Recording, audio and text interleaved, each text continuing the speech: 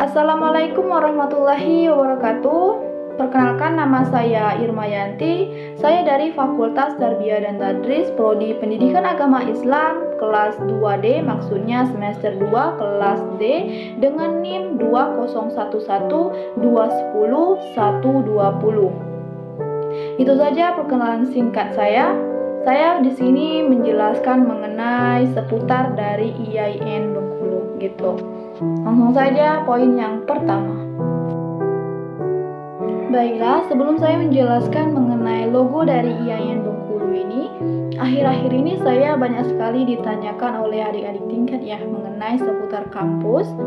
Mereka bertanya, "Kak, bagaimana sih cara mendaftar di IAIN Bengkulu itu?" gitu ya. "Kak, berapa sih uang yang harus dikeluarkan untuk memasuki kampus gitu ya? Kak, kepanjangan dari PTKIN itu apa sih?" gitu. Dan masih banyak lagi pertanyaan-pertanyaan mereka, dan berusaha saya jawab dan saya beri pemahaman sedikit kepada mereka. Walaupun saya masih semester 2, tapi saya sedikit paham tentang apa itu kampus dan apa saja sih singkatan-singkatan dari kampus-kampus ini gitu ya, kepanjangan-kepanjangannya gitu. Perlu kita ketahui bahwa kepanjangan dari PTKIN ini adalah Perguruan Tinggi Keagamaan Islam Negeri. PTKIN ini adalah perguruan tinggi di Indonesia yang pengelolaannya berada di bawah Kementerian Agama gitu. Secara teknis akademik, pembinaan Perguruan Tinggi Keagamaan Islam Negeri ini dilakukan oleh Kementerian Pendidikan Kebudayaan Republik Indonesia atau disingkat menjadi Kemdikbud. Sedangkan secara fungsional, secara keseluruhannya dilakukan oleh Kementerian Agama. Di sini kita ketahui bahwa 3 jenis PTKIN gitu ya. Yang pertama, Universitas Islam Negeri atau disingkat menjadi UIN. Yang kedua, Institut Agama Islam Negeri atau kita singkat menjadi IAIN ya. Yang selanjutnya yaitu yang nomor 3, Sekolah Tinggi Agama Islam Negeri atau disingkat menjadi STAIN. Langsung saja kita jelaskan yang poin yang pertama tadi, masalah logo dari IAIN Bengkulu ini. Logo dari IAIN Bengkulu ini masih menggunakan logo lama ya. Sedangkan atau berbeda dengan PTKIN-PTKIN lainnya yang berlomba-lomba untuk mengubah logo kampus mereka gitu. Logo IAIN Bengkulu ini berwarna hijau yang menunjukkan khas atau bentuk sekolah dan perguruan tinggi yang dibawa naungan dari Kemenang yang berwarna hijau. Atau sering sekali ya saya dengar bahwa kampus IAIN ini merupakan kampus hijau. Maksudnya kampus hijau di mana? Kampus yang memiliki pepohonan yang hijau, yang bersih gitu ya, yang alami gitu, luas. Bukannya saya mengistimewakan walau saya berkuliah di sana atau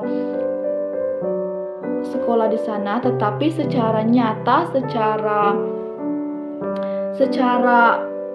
aslinya memang begitu gitu. Secara kenyataannya memang begitu. Tidak bisa kita elakkan bahwa IAIN Bengkulu ini merupakan IAIN yang hijau, bersih gitu ya, yang orang-orangnya mendalami suatu agama Islam gitu. Baiklah, di sini saya akan menjelaskan tentang jumlah fakultas di IAIN Bengkulu ya, penjelasan saya yang kedua. Di sini saya mengambil materi di Jurnal Bengkulu agar tidak ada terjadinya kesalahan penjelasan tentang jumlah fakultas di IAIN Bengkulu ya. IAIN Bengkulu ini memiliki 4 fakultas dan 24 prodi. Wow, banyak sekali ya. Nah, di sini perlu kita ketahui yaitu Fakultas Tarbiyah dan Tadris. Yang pertama saya menjelaskan Fakultas Tarbiyah dan Tadris memiliki 8 prodi, di mana prodi yang pertama yaitu Pendidikan Agama Islam, PAI ya, PAI. Prodi yang selanjutnya yaitu Pendidikan Bahasa Arab atau disingkat menjadi PBA, yaitu selanjutnya Prodi Tadris Bahasa Inggris atau TBI, Prodi Pendidikan Guru Madrasah Ibtidaiyah PGMI, Prodi Pendidikan Guru Raudatul Alfal atau PGRA, Prodi Pendidikan Matematika, Prodi Pendidikan Ilmu Pengetahuan Alam, dan Prodi Pendidikan Ilmu Pengetahuan Sosial. Yang selanjutnya yaitu Fakultas Syariah dan Hukum. Di IAIN Bengkulu memiliki 4 prodi, di mana prodi yang pertama yaitu Prodi Peradilan Agama, yaitu selanjutnya Prodi Hukum Bisnis atau disingkat menjadi Muamalah, yang selanjutnya Prodi Hukum Tata Negara atau Syiyasah, dan Prodi Zakat dan Wakaf gitu. Selanjutnya yaitu Fakultas Usuluddin, Adab dan Dakwah. Di sini memiliki 3 jurusan dan memiliki 9 prodi, yaitu jurusan dakwah, Prodi Komunikasi Penyirian Islam, Prodi Manajemen Dakwah, Prodi Bimbingan Konseling, jurusan Usuluddin. Di sini yaitu Prodi Tafsir Hadis, Prodi IQT, Prodi SKI, Prodi BSA, dan jurusan Adab, Prodi Akhlak Tasawuf gitu ya, Prodi Filsafat Agama. Sedangkan Fakultas Ekonomi dan Bisnis di sini memiliki 1 jurusan dan 3 prodi, yaitu prodi yang pertama jurusan Ekonomi Islam, selanjutnya Prodi Perbankan Syariah, dan selanjutnya Prodi Ekonomi Syariah, Prodi Manajemen Haji dan Umroh gitu. Dan IAIN Bengkulu ini memiliki program pasca sarjana di mana disebut dengan Magister Staratas 2. Program S2 ini memiliki 5 prodi, di mana yaitu Prodi Pendidikan Agama Islam Konsentrasi Supervisi, Prodi Pendidikan Agama Islam S2, Prodi Manajemen Pendidikan Islam S2, Prodi AHS S2, dan Prodi Filsafat Agama S2. Itu saja penjelasan mengenai tentang jumlah fakultas dan prodi dari IAIN Bengkulu ya. IAIN Bengkulu, dan masih banyak sekali penjelasan-penjelasan yang perlu kita ketahui. Jika kita ingin mengetahui secara lengkap, kita bisa membuka dari jurnal Bengkulu gitu. Di sana banyak sekali tentang penjelasan dari IAIN Bengkulu gitu.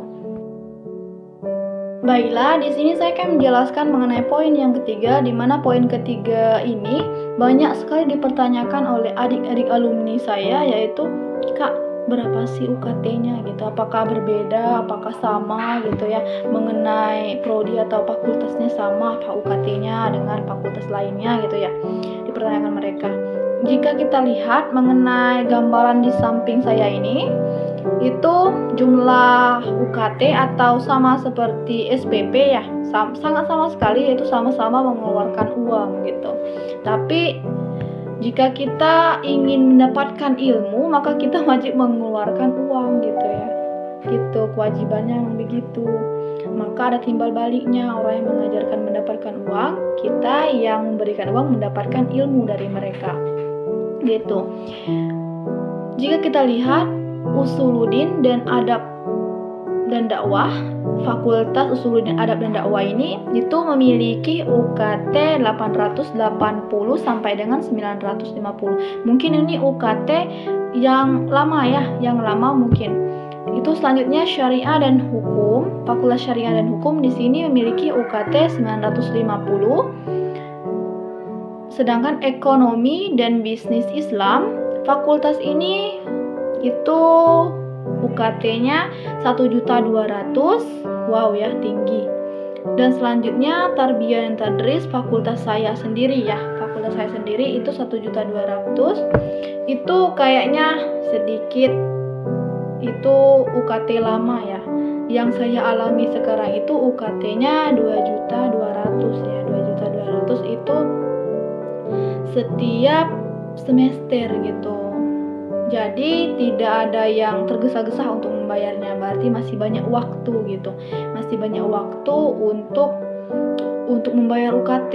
Jadi nggak ada yang gimana ya, tidak mendapatkan uang gitu ya. Sudah dipersiapkan terlebih dahulu gitu. Itu setiap semester itu 1 tahun gitu, 1 tahun jedanya, berarti kita masih banyak waktu untuk bekerja gitu ya, membantu orang tua untuk mendapatkan UKT, untuk membayar uang kuliah gitu, agar nggak tergesa-gesa gitu. Itu saja penjelasan mengenai UKT dari setiap fakultas. Jika dipertanyakan UKT dari setiap fakultas itu sama atau berbeda, jelas saja berbeda karena tingkatannya pun berbeda dan prodinya pun berbeda juga ya. Jika kita memiliki atau mendapatkan uang UKT-nya tinggi, jadi fakultasnya pun tinggi, lumayan gitu ya. Baiklah, di sini saya akan menjelaskan mengenai poin yang terakhir ya. Poin yang terakhir ini saya tidak menjelaskan suatu materi, namun saya akan menjelaskan mengenai ada kabar baik. Itu kabar baik untuk IAIN Bengkulu. Di sini dilansir dari situs resmi Sinta, di mana kado akhir tahun untuk IAIN Bengkulu. Kado akhir tahun, kado untuk IAIN di tahun 2020 lalu untuk 2021 gitu. Di sini IAIN Bengkulu berhasil berlari 14 dari 58 PTKIN se-Indonesia sebagai penghasil jurnal gitu ya. Di sini kesuksesan tersebut buah dari mulai aktifnya para dosen dalam jurnal, baik nasional maupun internasional. Gitu. Ahmad Abbas Mustafa MAG selaku Ketua Konsorsium Pengelola Jurnal Ilmiah atau disingkat menjadi KPJI IAIN Bengkulu. Gitu ya. Setelah didirikannya KPJI ini mengembangkan jurnal ilmiah terus mengalami peningkatan. Dan saat ini IAIN Bengkulu sudah memiliki 17 jurnal terakreditasi. Itu ya. Ditambahkan Abbas ini, IAIN Bengkulu di peringkat 14 dengan jumlah jurnal terbanyak gitu yang terakreditasi se-PTKIN, dan ini merupakan capaian yang luar biasa dari sebelumnya. Lanjut dari menurut Abbas ini tadi, yaitu menurut Abbas, kata target tahun depan 23 jurnal. Wow sekali ya. IAIN Bengkulu terus membaik dan jurnal juga untuk mendukung transformasi IAIN menjadi UIN. Berarti jurnal ini sangat mendukung atau mendorong IAIN untuk menjadi atau meningkatkan menuju jalur ke UIN gitu ya. Sebagai kita ketahui bahwa IAIN ini di bulan 4 sekarang ini itu melanjutkan transformasi menjadi UIN gitu. Itu saja yang dapat saya jelaskan mengenai seputar dari kampus itu ya. Mungkin apabila saya banyak terjadi kesalahan pengucapan ataupun dalam hal pemahaman saya yang kurang memahami untuk kalian pahami gitu ya, saya mohon maaf. Sekian, terima kasih. Wassalamualaikum warahmatullahi wabarakatuh.